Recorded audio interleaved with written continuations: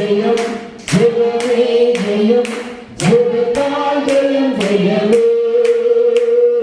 ஜெபமே ஜெயம் ஜெபமே ஜெயம் ஜெபத்தால் ஜெயம் ஜெயமே விசுவாசமுள்ள ஜெபமே விசுவாசமுள்ள ஜெபமே பிரியாளிகளை ரட்சிக்குமே பிரியாளிகளை ரட்சிக்குமே ஜெபமே ஜெயம் ஜெபமே ஜெயம் ஜெபத்தால் ஜெயம் ஜெயமே ஜெபமே ஜெயம் ஜெபமே ஜெயம் ஜெபத்தால் ஜெயம் ஜெயமே. அல்லேலூயா. ஜெபமே நம்முடைய வாழ்க்கையில் ஜெயத்தை கொண்டு வருகிறதா இருக்கிறது. அல்லேலூயா. நம்முடைய உட்கார்வோம். கர்த்தருடைய வார்த்தைக்கு ஃபேனாக ஆண்டவரும் இரட்சகருமாகிய கர்த்தராகிய இயேசு கிறிஸ்துவின் நாமத்தினால் உங்கள் யாவரையும் ஜீவபாதை எழுப்புதல் ஊழியத்தின் சார்பாக உங்களை நான் வாழ்த்தி வரவேற்கிறேன். ஆண்டவர் உங்களை ஆசீர்வதிப்பார். அல்லேலூயா.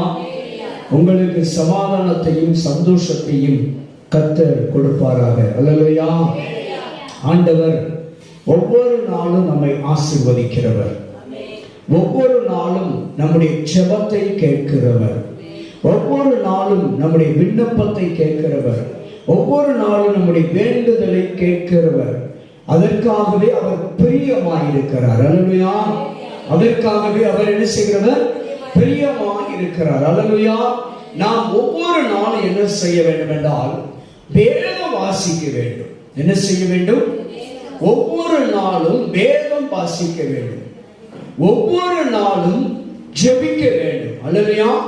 ஒவ்வொரு நாளும் இடைவிடாமல் ஜெபிக்க வேண்டும். ஒவ்வொரு நாளும் தவறாமல் பரிசுத்த வேதத்தை வாசிக்க வேண்டும். அல்லேலூயா. அதே போல எவ்வளவு கூடுமோ முடியுமோ அவ்வளவு ஆண்டவர் பாதத்தில் காத்திருக்க பிரியப்படணும். அல்லேலூயா. ஆண்டவருடைய பாதத்துடன் நீங்களும் நானும் காத்திருப்பதற்கு பிரயாசப்படணும். முயற்சி எடுக்க வேண்டும். அல்லேலூயா. கூடுமான வரைக்கும் முடிந்த அளவிற்கு நாம் இருக்கிற உலகம் மிகவும் ஆபத்தான உலகம், பொல்லாத உலகம். எங்க திரிந்தாலும் எங்க போனாலும் என்ன குவிந்து கிடக்கிறது, எது அதிகமாய் நிறைந்திருக்கிறது என்றால் பாவம் மட்டும்தான் நிறைந்து கிடக்கிறது. நல்ல விஷயங்கள் குறைந்துதான் இருக்கிறது. அல்லேலூயா. சோ நல்ல காரியங்களை, நல்ல விஷயங்களை, நன்மையானவைகளை தேடிதான் கண்டுபிடிக்க வேண்டும். அல்லேலூயா. அதான் சொல்லுவாங்க, நல்லவர்களை தேடினா தான் கண்டுபிடிக்க முடியும். நல்லவர்களை தேடிதான் கண்டுபிடிக்க முடியும். அதே போலதான் நன்மையானவைகளை தேடி கண்டுபிடிக்க வேண்டும். அல்லேலூயா. ஆண்டவர் சொல்லுகிறார், என் நாமம் தரிக்கப்பட்ட என் ஜனங்கள் என்ன செய்யணுமா? தங்களை தாழ்த்த வேண்டும். முதலாவது ஆண்டவர் உங்களிடத்தில் என்னிடத்தில் விரும்புகிற ஒரு காரியம், ஒரு தாழ்மையை எதிர்பார்க்கிறார். அல்லேலூயா. தாழ்மை உள்ளவனுக்கு தேவன் என்ன செய்கிறவராய் இருக்கிறார்? கிருபை அளிக்கிறார், இரக்கத்தை காண்பிக்கிறார், தயவை காண்பிக்கிறார். அல்லேலூயா. அப்ப ஆண்டவருடைய சமூகத்துல நமக்கு எந்த சூழ்நிலையிலும் ஊழியக்காரனாகிய நானா இருந்தாலும் சரி, எனக்கா இருந்தாலும் சரி, தலக்கணம் இருக்கக்கூடாது, ஆணவம் இருக்கக்கூடாது, பெருமை இருக்கக்கூடாது. உங்க மத்தியில ஊழியர் செய்கிற நான், பலிபீடத்தில் நின்று பிரசங்கிக்கிற நான், போதிக்கிற நான், செபிக்கிற நான் எப்படி இருக்கணும்? தாழ்மையை முன்மாதிரியாக உங்களுக்கு காண்பிக்கிறவனாயிருக்கணும். அல்லேலூயா. தாழ்மை உள்ளவனுக்கு தான் தேவன் என்ன செய்கிறார்? கிருபை அளிக்கிறார். அப்ப ஆண்டவருடைய சமூகத்திலே தாழ்மையை முதலாவது காண்பித்தோம் என்றால் நமக்கு என்ன கிடைக்கிறது? கிருபை கிடைக்கிறது. ஆண்டவர் சொல்றார், அப்ப எனக்கு கிருபை கிடைக்கிறதுனால என்ன லாபம்?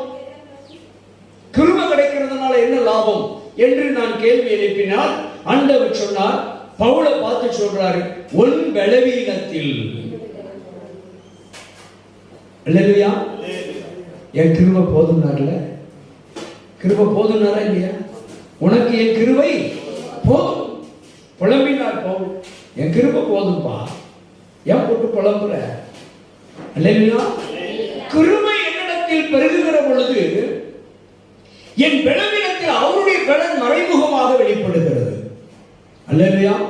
பவுலை பார்த்து சொன்னவர், எவன் பலவீனத்தில் என் பலனோ பூரணமாய் பூரணமாய் எதிர்பார்ப்பதை விட அதிகமான பலனை கற்றுக் கொடுக்கிறார். அல்லேலூயா. சோ ஆண்டவர் என்ன விரும்புகிறார்னா, நீங்களும் நானும் அனுதினமும் தேவனை தேடுகிறவர்களாய் இருக்க வேண்டும். அல்லேலூயா.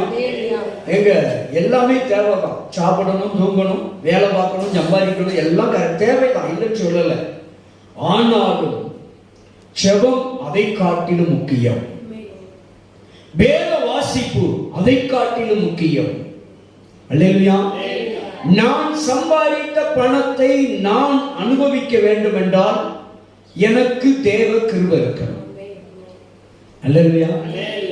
தேவன் எனக்கு கொடுத்த ஐஸ்வர்யங்களை நான் அனுபவிக்க வேண்டும் என்றால் எனக்கு தேவ பலன் இருக்க வேண்டும். அல்லேலூயா. அல்லேலூயா. காலையில எழுந்திச்சு விழுந்து வரைச்சி காயெல்லாம் வெட்டி நல்லா குழம்பு வச்சு சோறை பொங்கிட்டு தட்டுல போட்டு வச்சுட்டு திங்க முடியலன்னா யோசித்து பாருங்க. அப்ப அதுக்கு எனக்கு என்ன தேவைப்படுது? தேவ கிருபை தேவைப்படுகிறது. தேவ கிருபை எனக்குள் வருகிற பொழுது எனக்கு ஈவாக என்ன கிடைக்கிறது என்றால் ஆரோக்கியம் கிடைக்கிறது, சௌக்கியம் கிடைக்கிறது. அல்லேலூயா. அல்லேலூயா. அப்ப எனக்கு ஆரோக்கியம் சௌக்கியம் எங்கே கிடைக்கிறது என்றால் தேவனுடைய கிருபை ஈவா எனக்கு கொடுக்கப்படுகிற வேளையில தான். அப்ப எனக்கு தேவனுடைய கிருபை எப்பொழுது ஈவாக கொடுக்கப்படும் என்று சொன்னால் தேவனுடைய சமூகத்திலே நாம் என்னை தாழ்த்துகிற பொழுதுதான். நான் தாழ்த்தவே மாட்டேன், அப்படித்தான் இருப்பேன் அப்படின்னா ஒண்ணுமே செய்ய முடியாது. அல்லேலூயா. சொல்லுங்க. முருங்கை மரம் விதை போடுறோம். என்ன மரம்? முருங்கை மரத்தை விதை போடுறோம். சரியா? விதை போட்டா அது என்ன செய்யும்? நல்ல அழகா முளைக்கும். எப்படி முளைக்கும் பாத்தீங்களா? தண்ணி ஊத்திக்கிட்டே இருந்தா சொல்லுன்னு மேலவா போய்கிட்டே இருக்கும். அப்படிதானே? அழகா தான் இருக்கும், ஓங்கி வளர்ந்துடும். ஆனா அது எதுக்கு தாங்காது? ஒரு காற்று அடித்தால் தாங்காது. அப்படிதானே? அப்ப அந்த முருங்கை மரம் எவ்வளவு வளரணுங்கிறது நமக்கு தெரிந்திருக்க வேண்டும். முருங்கை மரத்தை ஒடிச்சு தான் வளர்க்கணும். முருங்கை மரத்தை ஒடிச்சு வளர்க்காம ஒய்யாரம் வளர விட்டோம்னா ஆட்டோமேட்டிக்கா காத்துக்கு தாங்காது, ஒடிக்கும், வேரோட செஞ்சுக்கும்.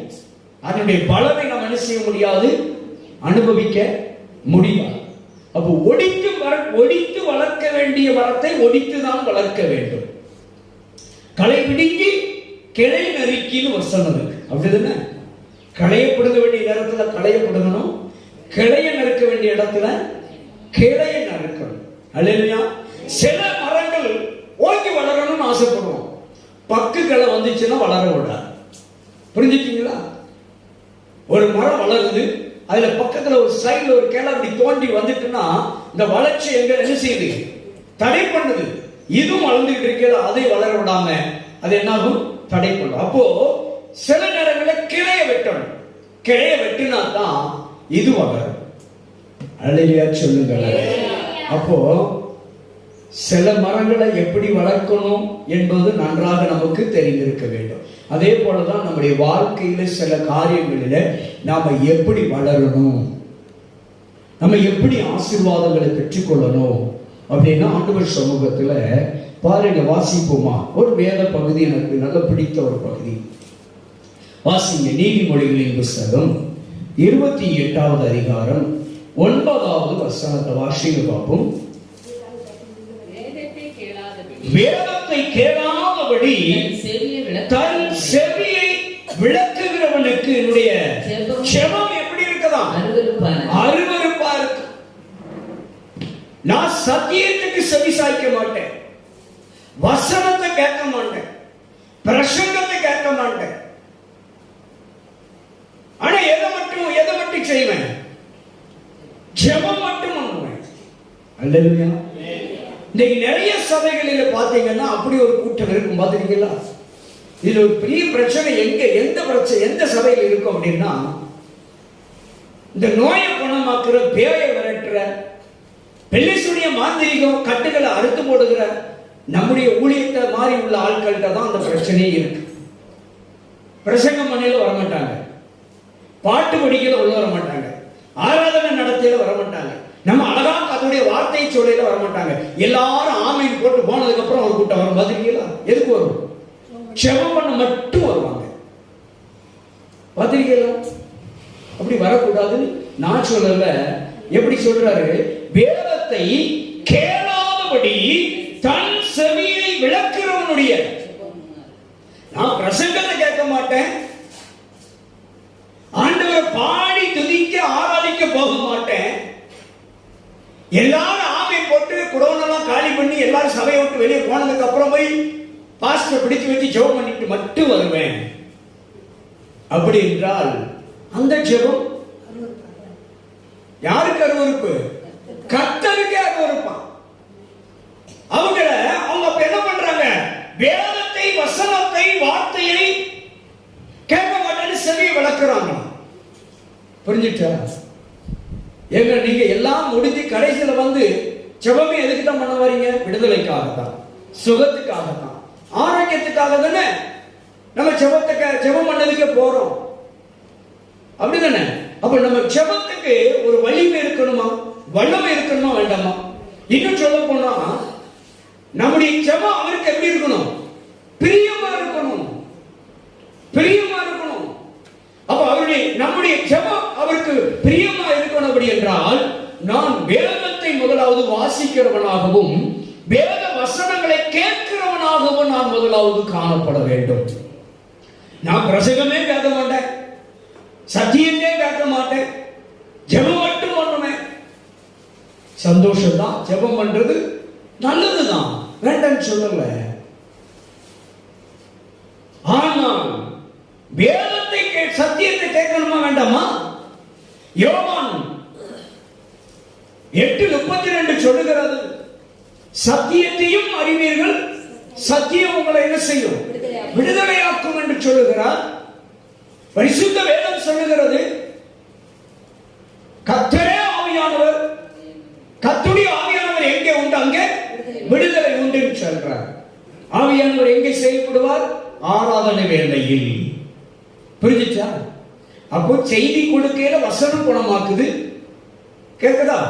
செய்தி கொடுக்கையில என்ன விடுதலையாக்கி விடுது? ஆட்டோமேட்டிக்கா வசனம் போய் குணமாக்கிடுது. ஆண்டவர் அப்படித்தானே சொல்றாரு, என் வார்த்தை அனுப்பி உன்னை குணமாக்குவேன். அப்ப நம்ம பிரசங்கம் பண்ணுகிற பொழுது இந்த வார்த்தை உங்களை வந்து என்ன செய்யுது? குணமாக்கிறது, விடுதலையாக்கிறது. அதே போல ஆராதனை, பாட்டு எதுக்கு படிக்கும்?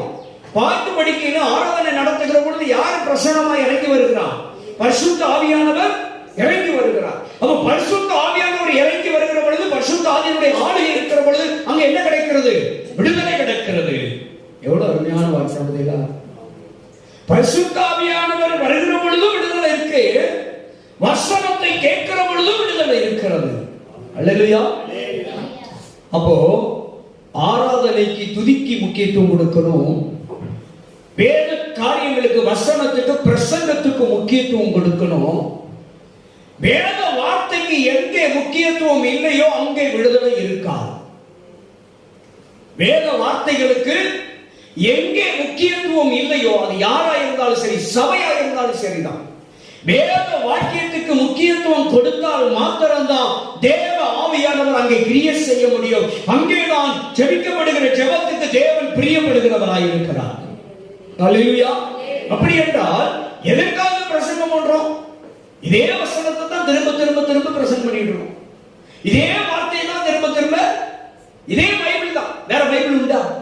எல்லாம் பிரசங்கம் பண்ணி முடிச்சாச்சு, இன்னொரு பைபிள் எடுத்துட்டு வந்து இருக்கா?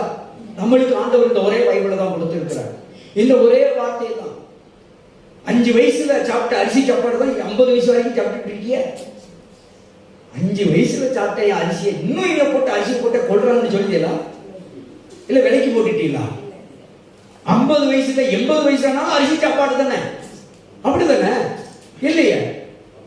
அவரவருடைய கலாச்சாரத்துக்குரிய உணவின்படி கோதுமை சாப்பிட்றாங்க, வாழ்நாள் முழுவதும் கோதுமையா தான் சாப்பிடுறாங்க. அரிசி சாப்பாடு சாப்பிடுற நம்ம வாழ்நாள் முழுவதும் அரிசி சாப்பாடு தான். கிடைச்சதெல்லாம் கத்திரிக்காய். என்ன குழம்பு போட்டாலும் அதுல என்ன கிடைக்கும்?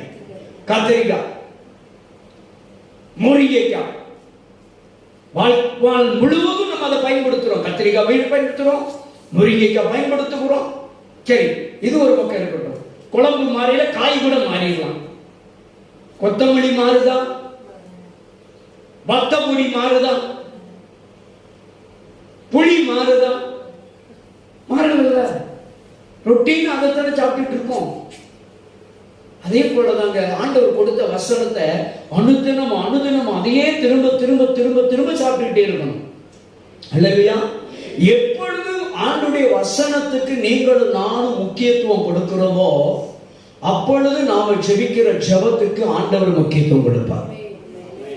நான் செய்தியவே கேட்க மாட்டேன், பைபிளே வாசிக்க மாட்டேன், ஆண்டவருடைய வார்த்தையே நான் கேட்க மாட்டேன், முக்கியத்துவம் கொடுக்க மாட்டேன் என்று சொல்லி ஜெபத்திலே இருந்தோம் அப்படின்னா அந்த ஜெபத்துக்கு பதில்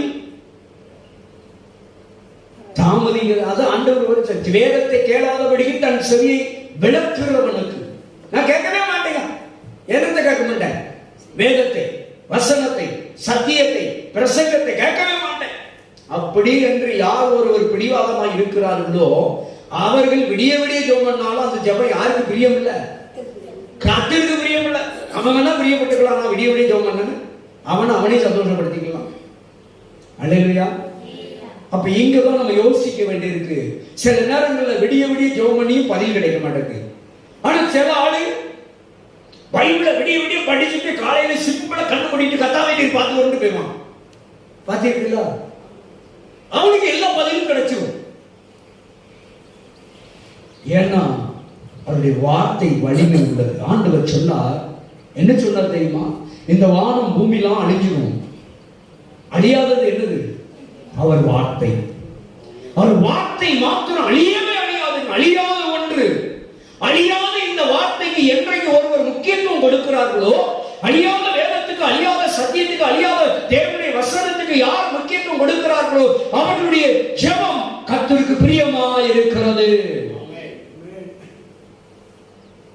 அப்ப ஆண்டவர் நம்ம ஜெபத்துக்கு பிரியமாய் இருக்கணும்லாங்க. ஜெபம் கேட்கப்படணுமா வேண்டாமா? ஜெபம் நானும் வாழ்நாள் முழுவதும் ஜெபம் பண்ணுவேன், ஆண்டவர் ஜெபத்தை கேட்கவே மாட்டேங்கிறாருன்னு கம்ப்ளைண்ட் மட்டும் வந்துடும். யார் மேல? கர்த்தர் மேல. அடுத்தால ஒரு கம்ப்ளைண்ட் வரும், நீரும் ஜெபம் பண்ணிட்டே தான் இருக்கிறார் ஊழியக்காரர், எனக்கு ஒன்றுமே நடக்க மாட்டாங்க. அங்கேயும் கம்ப்ளைண்ட் ஊழியக்காரர் மேல. கர்த்தர் மேல கம்ப்ளைண்ட், ஊழியக்காரர் மேல கம்ப்ளைண்ட். சபையில மக்கள் ஜெபம் பண்ணிக்கிட்டே இருப்பாங்க. இந்த மக்கள் எதற்காக ஜெபம் பண்ணிக்கிட்டே இருக்காங்க, ஒண்ணுமே நடக்கல. கம்ப்ளைண்ட், சபை மேல கம்ப்ளைண்ட். ஆனா நான் என்னத்தை கேட்க மாட்டேன். ஆமா, நான் வசனத்தை மட்டும் கேட்கவே மாட்டேன். ஜெபம் மட்டும் எனக்கு பதில் வரணும். எங்கெங்க வரணும்? எவ்வளவு தெளிவா எழுதுறாரு பார்த்தீங்களா? வேதத்தை கேளாதபடி செவியை விளக்குறவனுக்கு அவன் ஜெபத்தை ஆண்டவர் கேட்க மாட்டேன், அருவருப்புங்கிறார். கேட்க மாட்டேன்னு சொன்னா கூட பரவாயில்ல. அதுல ஒரு வார்த்தை எப்படி வைக்கிறாரு பாருங்க, மானித்தரமான ஒரு வார்த்தை, வெட்கப்பட வேண்டிய வார்த்தை, நாம தலைமுடிய வேண்டியது. அருவருப்புங்கிறாரு. அருவருப்புன்னா எதை அருவருப்போம்? நம்மளால ஏற்றுக்கொள்ள முடியாத, அங்கீகரிக்க முடியாத காரியத்தை பார்த்தால் மாத்திரம்தான் அருவருப்போம். அப்படிதானே? சி அப்படின்னு போவோம்ல, அப்படிதானே? அருவருப்பானது அப்படிங்கிறாரு. வேதத்தை யார் ஒருவர் கேட்க மாட்டேன்னு சொல்றாங்க, தயவு செய்து இது இன்னைக்கு இந்த காலத்துல பேச வேண்டிய சத்தியம். உண்மையில நான் நிறைய சபைகளுக்கு போறேன், போவையில பார்த்தா பிரசங்கம் பண்ணி முடிக்கிற வரைக்கும் சில ஆள் வராது. நான் நம்ம இந்த தீர்க்க தரிசன ஊழியம் செய்யறோம்ல, நம்ம சபையில கூட இந்த பிரச்சனையை நான் பார்க்கிறேன். பெரிய பெரிய சபைகள்ல கூட அப்படி தெரியல. இந்த தீர்க்க தரிசன ஊழியம் செய்யற இடத்துலதான் இந்த பிரச்சனையே இருக்கு. நான் நிறைய இடத்துல பார்த்துட்டேன், தீர்க்க தரிசன ஊழியம் யாரெல்லாம் பண்ணுகிறார்களோ அங்கெல்லாம் ஒரு கூட்டம் பிரசங்கத்தை கேட்கவே வராது. கடைசி நேரம் எல்லாரும் போனதுக்கு அப்புறம் வந்து ஜெபம் பண்ண மட்டும் வருவாங்க. அதுக்குன்னு காத்திருந்து, அதாவது எல்லாரும் போட்டுன்னு வந்து ஜெபம் பண்ணிட்டு போறது வேற. அது அந்த இதுக்கு ஆண்டவர் பிரியம் இல்லைங்கிறாரு. ஆனா எப்படியாவது கடைசி நேரத்திலேயாவது ஊழியக்காரங்க ஜெபம் பண்ணிட்டு வந்து பாவத்தோட வந்தவங்க ஜெபம் கேட்கப்படும். புரிஞ்சுக்கீங்களா? காரணம் வச்சு வரவங்களுக்கு பலிக்காது. வேற வழி இல்லை. ஐயோ வேலையாயிடுச்சு, அங்க போயிட்டேன் இங்க போயிட்டேன் பச விட்டுட்டேன், ஐயோ எப்படியாவது சபையில ஜெபத்தையாவது பண்ணிட்டு வந்துடும் வருவாங்கல்ல, அந்த சூழ்நிலைக்கு ஆண்டவர் பதில் கொடுத்துருவாரு, அந்த ஜெபத்தை கட்டுவாரு அவங்களுக்கு. ஆனா எல்லாம் முடியட்டும் அசால்ட்டா நிர்விசாரமா எல்லாம் முடியட்டும், கடைசியில போய் ஊழியக்காரத்தை போய் ஜெபம் பண்ணிட்டு வரும். ஏன்னா ஊழியக்கார வீட்டுக்கார வேலைக்காரங்களா அல்லது ஊழியக்கார ஜெபம் பண்ணிட்டு போயிருவாரு. ஜெபம் பண்றது ஏன் கடமை? கேட்கணும் அவரு, பதில் அவர்கிட்டலாம் இருக்கு. அப்படித்தானே? ஜெபம் பண்றது ஊழியக்கார தீர்க்கதரிசியுடைய வேலையா இருக்கலாம். ஆனா பதில் அங்க இருந்து வரணும். தீர்க்கதரிசி என்ன செய்வாரு? அமைச்சு சொல்லுங்க. அப்ப எங்க முக்கியத்துவம் கொடுக்கணும்? சத்தியத்தை கேட்பதற்கு வேதத்துக்கு வசனத்துக்கு முக்கியத்துவம் கொடுக்கணும். ஏன்னா அது ஒன்றுதான் அழியாதது. சூரியன் சந்திரன் நட்சத்திரம் வானம் பூமி எல்லாமே அழிஞ்சிருட்டாரு. ஆனா வசனம் மட்டும் அழியாது. அவருடைய வார்த்தைகளோ அழியாதவைகள். அழியாத வசனத்துக்கு, அழியாத சத்தியத்துக்கு, அழியாத வேதத்துக்கு நாம என்னைக்குமே என்ன செய்யணும்னா முக்கியத்துவம் கொடுக்கணும்.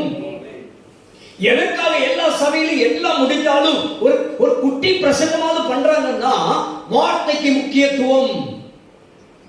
இயேசு கிறிஸ்து தேவாலயங்கள் தோறும் போய் என்ன செஞ்சாரு? பிரசங்கம் பண்ணினாரு. ஆமென் சொல்லுங்க. பிரசங்கம் பண்ணினாரு. தேவாலயங்கள் தூரம் போய் என்ன பண்ணாரு? பிரசங்கம் பண்ணினாரு. ராஜ்யத்தை குறித்த பிரசங்கம், பரலோக ராஜ்யத்தை குறித்த பிரசங்கத்தை பண்ணினாருங்க. பாவத்தை குறித்து நீதியை குறித்து சுட்டி காட்டின பிரசங்கத்தை சொன்னார். பிரசங்கம் தான் இயேசு பண்ணினார். இன்னைக்கு அந்த ஜனங்கள் யோசித்து பாருங்க, இன்றைக்கு இருக்கிற ஜனங்கள் அன்றைக்கு இயேசு கிறிஸ்து பிரசங்கம் பண்ணாராம். ராப்பகல 3 நாள் பிரசங்கம் பண்ணியிருக்காரு. இங்க நம்மளால 1 மணி நேரம் உட்கார்ந்து பிரசங்கத்தை கேட்க முடியல. அவர் பிரசங்கம் எத்தனை மணி நேரம் வந்துச்சு? 72 மணி நேரம். 72 மணி நேரம். 3:24 72 மணி நேரம் பிரசங்கத்தை தண்ணி குடிக்காம சாப்பிடாம ஏசப்பா பிரசங்கம் பண்ணது 3 நாள் 72 மணி நேரம் பிரசங்கத்தை கேட்டாங்க. இங்க 1 மணி நேரம் பிரசங்கம் பண்ணிட்டா இடுப்பு வலிக்கு, குறுக்கு வலிக்கு, கழுத்து வலிக்கு, கண்ணு சுத்தி கீழே விழுந்துடுறோம் நம்ம. அப்படியே என்னன்னா யாரையாவது சொல்லி அனுப்பி பிரசங்கார நிப்பாட்ட சொல்லியா மையாயிட்டியா? புரிஞ்சுட்டீங்களா? இன்னைக்கு அப்படி நிலவரம் போயிட்டு. ஆனா அன்றைக்கு இயேசு கிறிஸ்து பிரசங்கம் பண்ணையில 72 மணி நேரம் பிரசங்கம் பண்ணிட்டு இருக்கல, அசராம உட்கார்ந்து கேட்டுக்கிட்டாங்க. சத்தியத்துக்கு வேதத்துக்கு செவி கொடுத்தார்கள். நாம சத்தியத்துக்கு முதல்ல வேதம் கொடுக்கணும். பிரசங்கம் தொடங்கையில ஓடி இருக்குங்க. வார்த்தையை கேளுங்க. வார்த்தையை குறித்து யார் பேசுறாதுன்னு பார்க்காதங்க. வார்த்தை கர்த்தருடையது. யார் பேசுறாங்கிறது முக்கியம் இல்ல, யாருடைய வார்த்தை பேசப்படுகிறது என்பதுதான் முக்கியம். அல்லேலூயா. அதைத்தான் ஆண்டவர் சொல்லுகிறார், வேதத்துக்கு முக்கியத்துவம் கொடுங்கள், சத்தியத்துக்கு முக்கியத்துவம் கொடுங்கள். வேத வசனத்துக்கும் ஜெப ஸ்தோத்திரம் பிரசங்கத்துக்கு முக்கியத்துவம் கொடுத்து செவியை சாய்த்து பாருங்க. உங்க ஜெபம் ஆண்டவர் பிரியமா இருக்கும்.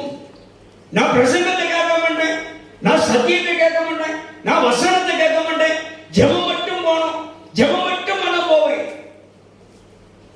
கடைசி நேரம் ஜெபம் பண்ற ஆளு எல்லாத்தையும் பிரசங்கம்லாம் கேட்க மாட்டான், நான் ஜெபம் மட்டும் பண்ண போவேன்னு சொன்னா உண்மையிலே நான் பார்த்திருக்கேன். அவங்க அடிக்கடி கடைசி வரைக்கும் ஜெபம் தான் பண்ணிக்கிட்டே இருக்கணும். ஏன்னா தீராத பிரச்சனை தான் தீராது. ஆமென் சொல்லுங்க. நல்லா யோசிக்கணும், வார்த்தையை கேட்கணும். ஆண்டவர் சொன்னார், என் வார்த்தையை அனுப்பி என்ன செய்வேன்? குணமாக்குவேன் இருக்காரு. சத்தியத்தையும் அறிவீர்கள், சத்தியம் உங்களை விடுதலையாக்குங்கிறாரு.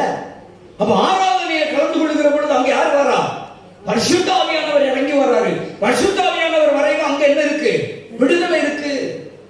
வசனம் பிரசங்கிக்கப்படையில அங்க விடுதலை இருக்கு. ஆண்டவர் தான் சொல்றாரு, செவி எதுக்கு சாய்க்கணுமா? சத்தியத்துக்கு, வேதத்துக்கு சாய்க்கணும். சொல்லப்படுகிற ஒவ்வொரு வார்த்தையும் யாருடையது? கர்த்தருடைய வார்த்தை. அதான் சொல்றார், பேசுகிறது நீ அல்ல, கர்த்தருடைய ஆவியானவர், பரிசுத்த ஆவியானவர். சோ சத்தியத்துக்கு நாம செவி கொடுக்கணும். தயவு செய்து இன்னைக்கு அநேகர் அப்படிதான் இருக்கிறார்கள். ஆண்டவர் சமூகத்துல எந்த சபையா இருந்தாலும் சரி, எங்க ஒரு கூட்டத்துக்கு போனாலும் சரி, யாருடைய ஊழியத்துக்கு யாருக்கிட்ட ஜெபிக்கணும்னு போனாலும் சரி, முதல்ல நீங்க என்ன செய்யணும்னா எல்லாவற்றையும் ஜெபிப்பதற்கு முன்பாக வேத வசனத்தை போதிக்கிற இடத்துல உட்கார்ந்து இருக்கிறவர்களா இருக்க வேண்டும். அல்லேலூயா. எங்கே வசனம் போதிக்கப்படுகிறதோ அங்கே சத்திய ஆவியானவர் கிரியை செய்கிறவராய் இருக்கிறார். வெறும் ஜெபம் மட்டும் கிடையாது. அல்லேலூயா. அதான் முப்பரி நூல்னு சொன்னார். நான் வேதம் வாசிக்க மாட்டேன், நான் சர்ச்சுக்கு போக மாட்டேன், ஆராதனைக்கு போக மாட்டேன், நான் ஜெபம் மட்டும் பண்ணுவேன்னா கேட்கணுமே. யாரு கேட்பா? அமேன் சொல்லுங்க. புரிஞ்சுட்டா? நான் பள்ளிக்கூடம் போக மாட்டேன், கல்லூரிக்கு போக மாட்டேன், சரியா? பரீட்சை எழுத போக மாட்டேன், படிச்சுக்கிட்டு மட்டுமே இருப்பான்னா வாழ்நாள் முழு வீட்டில் உட்காந்து மூலையில் உட்காந்து படிச்சுட்டு சர்டிஃபிகேட் கொடுப்பான். எவனா சர்டிஃபிகேட் கொடுப்பானா? கொடுக்க மாட்டான். புரிஞ்சுட்டா? அப்ப அதுக்குன்னு ஒரு வழிமுறை இருக்குல்ல, அந்த வழியை பின்பற்றினால் மாத்திரம் தான் நமக்கு அதுக்குரிய முழுமையான சான்றிதழ் வழங்கப்படுகிறது. அதே போலதான் வேத வாழ்க்கை, நம்முடைய கிறிஸ்துவ வாழ்க்கையில ஒவ்வொரு வருடத்திலும் நம்ம ஆசீர்வாதமா, சுகமாக, விடுதலையோடு, ஆரோக்கியமாய் வாழ வேண்டும் என்று சொன்னால் எனக்கு வேத வாசிப்பு இருக்கணும், எனக்கு ஜெபம் இருக்கணும், எனக்குள் கர்த்தரை துதிக்கிற துதியின் ஆராதனை இருக்க வேண்டும். அல்லேலூயா. எரிகோ மதிலுக்கு முன்னால போய் ஆண்டவர் என்ன சொன்னார்? எரிகோ மதில் அப்பா 6 நாள் சுத்திட்டு வா. சரியா? 6 நாள் சும்மா சுத்திர வேலை மட்டும். 7வது நாள் என்ன செய்? துதிக்க சொன்னாரு. ஆர்ப்பரி. அல்லேலூயா. உனக்கு எக்காலம் ஊதப்படும். இதை நல்லா கவனிக்கணும். 6 நாள் சும்மா சதண்டாம வந்துட்டு இருக்கணும். 7வது நாள் என்ன ஊதப்படும்? எக்காலம் ஊதப்படும். அந்த சத்தத்தை கேட்டு நீ எரிக்கணும். ஆர்ப்பரிக்கணும். அப்ப காது இருக்கணும்ல, கவனிக்கணுமா? ஆர்ப்பரிப்பின் சத்தத்தை, எக்கால சத்தத்தை கேட்கறதுக்கு காது எப்படி இருக்கணும்? தயாரா இருக்கணும். அதான் ஆண்டவர் சொன்னார், காது உள்ளவன் கேட்க கடவன். முடிச்சிட்டார் ஈஸியா. காது இல்லாதவன் கேட்காம போயிட்டு, காது உள்ளவன் கேட்க கடவன். அல்லேலூயா. காது மடல்னா இருக்கும், காது மடல் இருக்கும், காது கேட்கணும்ல. அல்லேலூயா. ஆண்டவர் அதுதான் விரும்புகிறார். என் ஜெபம் கர்த்தருக்கு பிரியமாய் இருக்க வேண்டும் என்றால், கர்த்தருக்கு பிரியமான ஜெபமாய் இருக்க வேண்டும் என்றால், நான் வேதத்துக்கு முக்கியத்துவம் கொடுக்கணும். வேத வசனங்களுக்கு, பிரசங்கத்துக்கு, சத்தியத்துக்கு நான் முக்கியத்துவம் கொடுக்கணும். கர்த்தரை ஆராதிக்கிற ஆராதனைக்கு முக்கியத்துவம் கொடுக்கணும். பரிசுத்த ஆவியானவர் இறங்கி வருகிற சூழ்நிலைகளுக்கு நான் முக்கியத்துவம் கொடுக்கணும்.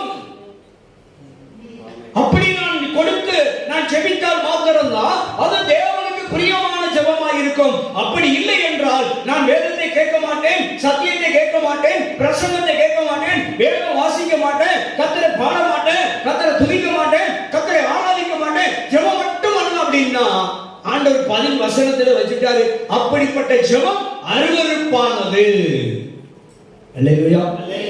சோ நன்றாக வேத வாசிக்கணும். எதுக்கு வேதத்தை ஆண்டவர் நம்ம கையில கொடுத்திருக்கிறாரு?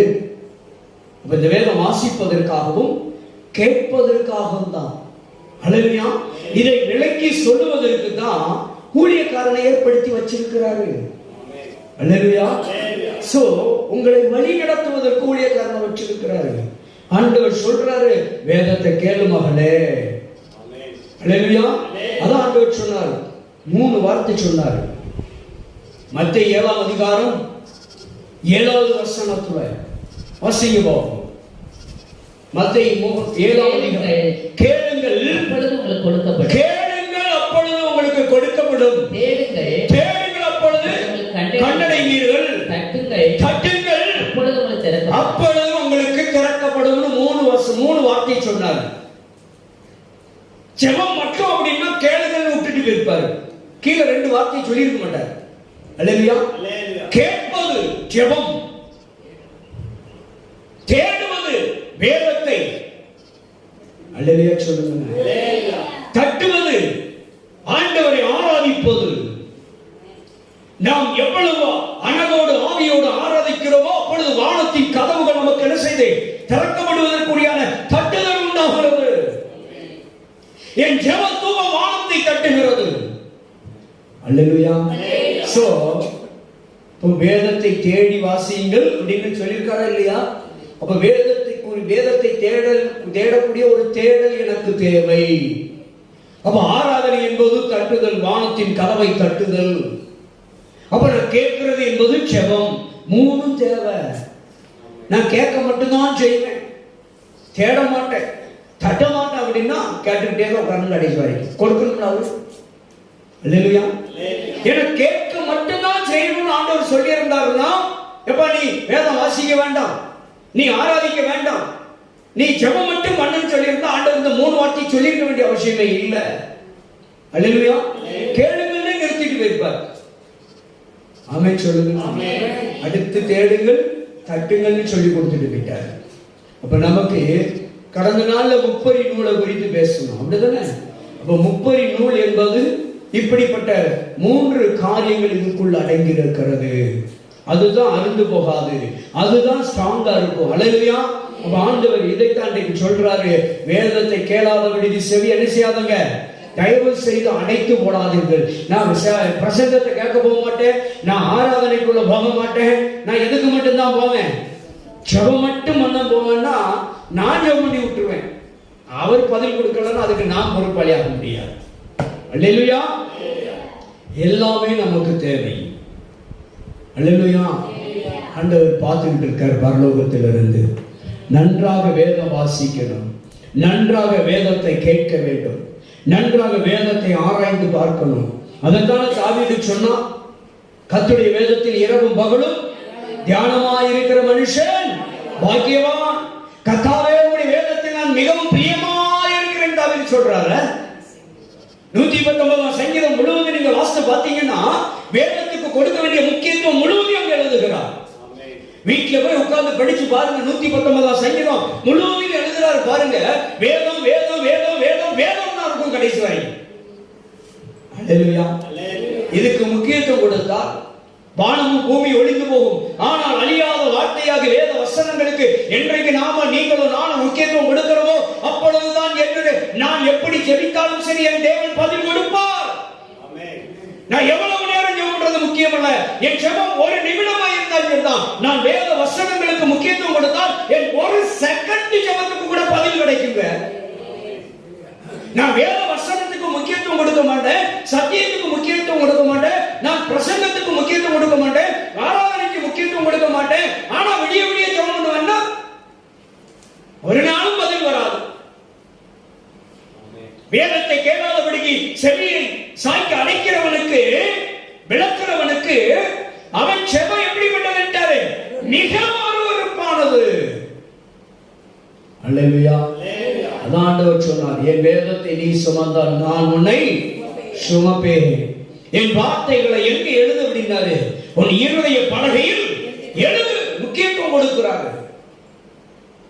அவருடைய வசனம் தான் எனக்கு என்னவா, கால்களுக்கு தீபமும் பாதைக்கு வெளிச்சமுமாய் இருக்கிறது வேதம்.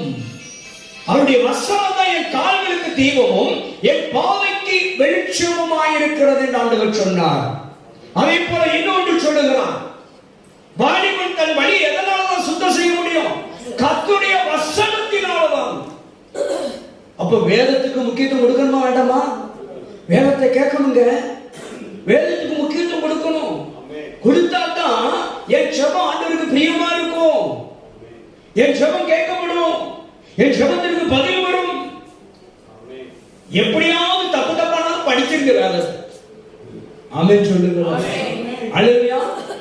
திக்கி திக்கியாவது படிச்சிருங்க, கடைசியில ஒரு நாள் சரியா படிக்க வச்சிருவாங்க. அல்லேலூயா. அதே போல நல்ல வசனத்தை கேளுங்க, நல்ல பிரசங்கத்தை கேட்கணும், நல்ல ஆவிக்குரிய சத்தியம், ஆவிக்குரிய வசனத்தை கேட்கணும், ஆவிக்குரிய பிரசங்கத்தை கேட்கணும். ஆவியோடு அனலோடு கர்த்தரை முதல்ல ஆராதிக்க கத்துக்கிடணும். அல்லேலூயா. ஆவியோடு அனலோடு கர்த்தரை ஆராதிப்பது மிக மிக முக்கியம். ஆவிக்குரிய சத்தியங்களை கேட்பது மிக முக்கியம். ஜெபம் முக்கியம். 3 ரொம்ப முக்கியம். இத ரெண்டு விளக்கிட்டாலும் முடிஞ்சு போச்சு. அல்லேலூயா. பிதா குமாரன் பரிசுத்த ஆவியானவர் மூன்றும் ஒன்றாய் இருக்கிறது என்று எல்லாம் சொல்லுகிறார். அல்லேலூயா. அப்போ கர்த்தரை நான் ஆராதிப்பது, கர்த்தருடைய வேதத்தை நான் தியானிப்பது, கர்த்தருடைய வேதத்தை கேட்பது, நான் ஜெபிப்பது, இந்த மூன்றும் ஒன்றாய் இருக்க வேண்டும். இந்த மூணுல ஒண்ணு இல்லாட்ட கூட பிரச்சனை தான். அல்லேலூயா. என்ன பிரச்சனைனா நான் ஆசீர்வதிக்கப்பட முடியாது. நான் ஆசீர்வதிக்கப்பட வேண்டும் என்றால் வேதத்தை, வசனத்தை, சத்தியத்தை கேட்க வேண்டும், பிரசங்கத்தை கேட்க வேண்டும். ஒன்றை வேணா தீர்மானித்துக் கொள்ளலாம், நலமானதை பிடித்துக் கொள்ளலாம். நான் பிரசங்கம் பண்ணுகிற பொழுது எது நலமாய் தோன்றுகிறதோ அதை நீங்கள் பிடித்துக் கொள்ளலாம். அல்லேலூயா. எதற்காக ஆண்டவர் வேதத்தை கேட்க சொல்லுகிறார், எதற்காக பிரசங்கத்தை, வேத வசனத்தின் பிரசங்கத்தை கேட்க சொல்லுகிறார் என்று சொன்னால், ஒவ்வொருத்தருக்கும் ஒவ்வொரு விதமா கர்த்தர் பதில் கொடுப்பார். அதன் மூலியமாய், வசனத்தின் மூலியமாய் பேசுகிறவருங்க. வசனம் வந்து உங்களை குணமாக்கணும், சுகமாக்கணும். அல்லேலூயா. நிறைய பேர் சில நேரம் அவசரத்துல ஜெபம் பண்ணாம கூட ஓடிடுவாங்க. ஆனா அவங்களுக்கு சுகமாயிரும். பத்திரிகையில ஏன் தெரியுமா? கேட்ட சத்தியம், கேட்ட வசனம் அவங்களுக்குள்ள கிரியை செய்யும். அல்லேலூயா. சொல்லுவாங்க, ஐயோ நாங்க போன எனக்கு சுகமாயிட்டு.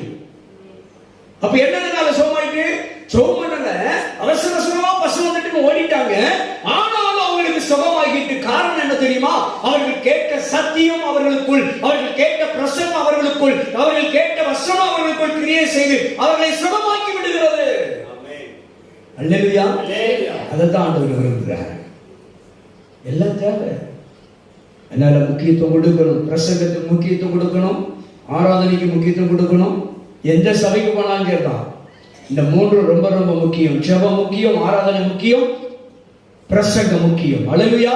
அதே போல நீங்க வீட்டில் இருந்தாலும் தான் ஒரு பாட்டாவது படிக்கணும், ஒரு அதிகாரமாவது, ஒரு வசனமாவது படிக்கணும்.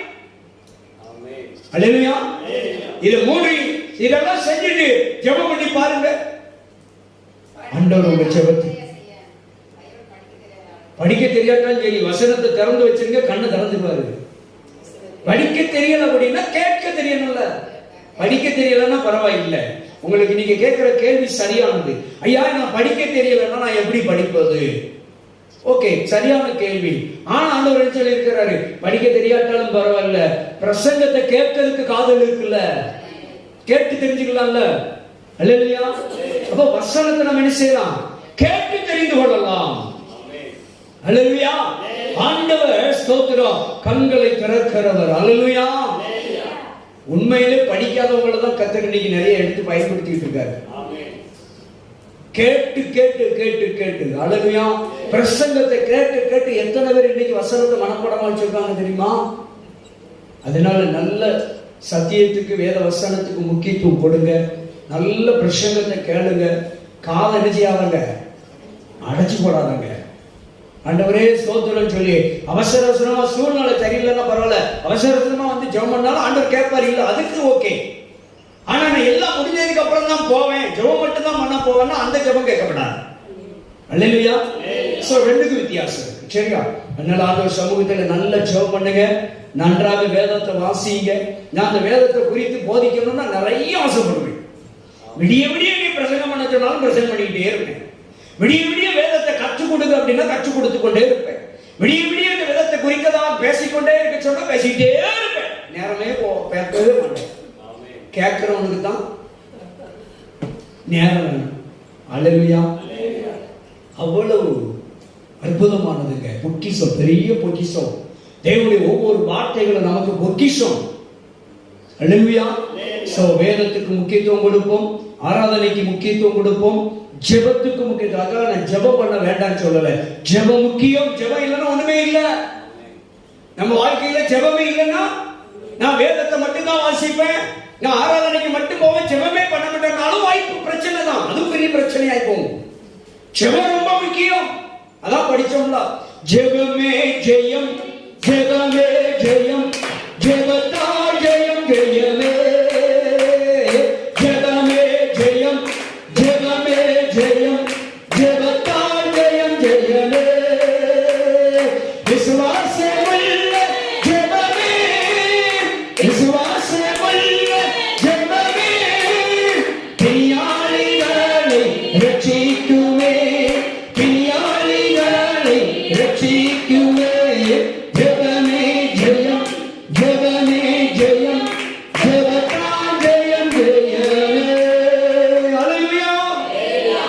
நல்லா பாடுங்க, கர்த்தரை துதிங்க, நல்ல சத்தியத்தை கேளுங்க, பிரசங்கத்தை கேளுங்க, நல்ல வார்த்தை பைபிளை வாசிங்க, பைபிளை தியானம் பண்ணுங்க.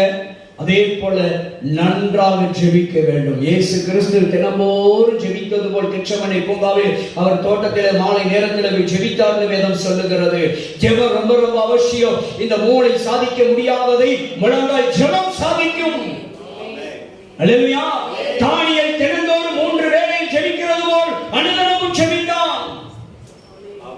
பலகணி திறந்திருக்க 3 வேளை ஜெபித்தான் வேதம் சொல்லுகிறது.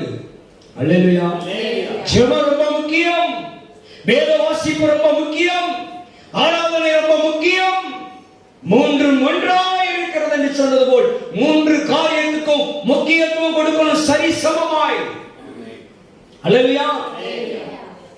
இந்த 3 ரொம்ப ரொம்ப முக்கியம். அல்லேலூயா. சோ ஆண்டவர் நம்முடைய ஜெபத்தை அருவருக்காதபடிக்கு பிரியமாய் கேட்கத்தக்கதாக நம் வாழ்க்கையில நாம் நம்மை மாற்றிக்கொண்டால், நம்மை நாம் உருவாக்கி கொண்டால் நம்ம மிகவும் ஆசீர்வதிக்கப்பட்டவர்கள். கர்த்தர் திரளாய் நம்மை ஆசீர்வதிக்கிறவர். அல்லேலூயா. அப்படி எல்லாரும் கண்களை மூடுவோமா? நன்றி ஆண்டவரே, இந்த நல்ல வார்த்தைக்காக உமக்கு ஸ்தோத்திரம் அப்பா. நீர் எங்களோடு பேசினீர் ஆண்டவரே, எங்களோடு பேசினீரப்பா. யாருடைய ஜெபம் அருவருப்பு என்று சொல்லி ஆண்டவரே, யாருடைய ஜெபம் அருவருப்பானது, யாருடைய ஜெபத்தை நான் கேட்க மாட்டேன், யாருடைய ஜெபத்தை நான் விலக்கி போடுவேன் நீங்க சொன்னீங்கப்பா. ஆண்டவரே, யார் ஒருவர் ஜெபத்து வேதத்துடைய வசனங்களை விலக்கி போடுகிறார்களோ, யார் ஒருவர் வேதத்தை சத்தியத்தை பிரசங்கத்தை விலக்கி போடுகிறார்களோ, வேத வசனத்துக்கு ஆண்டவரே தூரமாய் நிற்கிறார்களோ, அவர்களுடைய ஜெபத்தை நீர் அருவருப்பாக பார்க்கிறீர் ஆண்டவரே. அவர்களுடைய ஜெபத்தை நீர் கேட்க மாட்டீர் என்று நாங்கள் பார்க்கிறோம் ஐயா. இந்த நாளிலே நாங்கள் ஆராதனைக்கும் துதிக்கும் ஆர்ப்பரிப்புக்கும் வேத வாசிப்புக்கும் பிரசங்கத்துக்கும் ஆண்டவரே உம்முடைய வசனங்களுக்கு முக்கியத்துவம் கொடுத்து நாங்கள் ஜெபிக்கிறவர்களா இருக்கிற பொழுது எங்கள் ஜெபம் உமக்கு பிரியமாய் இருக்கிறது என்று நாங்கள் பார்க்கிறோம். ஒருவேளை நாங்கள் வேதத்துக்கு முக்கியத்துவம் கொடுக்காமல், பிரசங்கத்துக்கு வசனத்துக்கு முக்கியத்துவம் கொடுக்காமல், ஆராதனைக்கு முக்கியத்துவம் கொடுக்காமல் நாங்கள் ஜெபிப்போம் என்று சொன்னால் அந்த ஜெபம் உமக்கு அருவருப்பானது என்று ஆண்டவரே நாங்கள் வேதத்தில் வாசிக்கிறோம் ஐயா. அந்த அருவருப்பான ஜெபத்தை நாங்கள் ஏறெடுக்க கூடாது.